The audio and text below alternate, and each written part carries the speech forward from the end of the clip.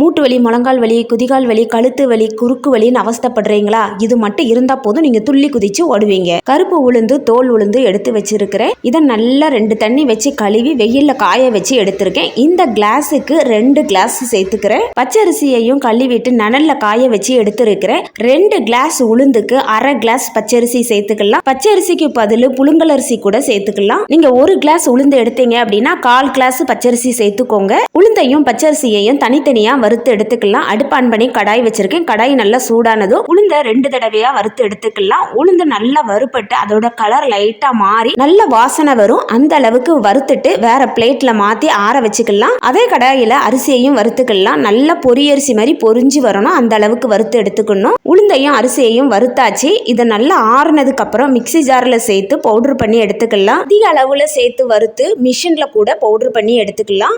நல்லா ஆறிடுச்சு. மிக்சி ஜார்ல கொஞ்சம் கொஞ்சமா சேர்த்து நல்லா நைஸா பவுடர் பண்ணி எடுத்துக்கலாம். பவுடர் பண்ணதை ஒரு பிளேட்ல தட்டி நல்லா ஆற விட்டுறணும். ஆறுனதுக்கு அப்புறம் தான் பாக்ஸ்ல போட்டு ஸ்டோர் பண்ணணும். சூடா இருக்கும்போது பாக்ஸ்ல போட்டு ஸ்டோர் பண்ணக்கூடாது. இந்த ஒரு பவுடர் மட்டும் இருந்தா போதும். முழங்கால் வலி, மூட்டு வலி, குதிகால் வலி, கழுத்து வலி, குறுக்கு வலின்னு அவஸ்தைப்பட்டீங்க அப்படின்னா நிரந்தரமா குணமாயிரும். வறுத்து பவுடர் பண்ணியிருக்கிறதுனால எத்தனை மாசம் இருந்தாலும் கெட்டே போகாது. ரெடி பண்ணி வச்சிருக்க மாவுல 3 ஸ்பூன் ஒரு பாத்திரத்துல சேர்த்துட்டு தேவையான அளவு தண்ணி சேர்த்து கட்டியே இல்லாம கரைச்சி எடுத்துக்கலாம். அடுப்பு ஆன் பண்ணி இதை காய்ச்சி எடுத்துக்கலாம். ரொம்ப நேரம் காய்க்கணும் தேவையில்லை.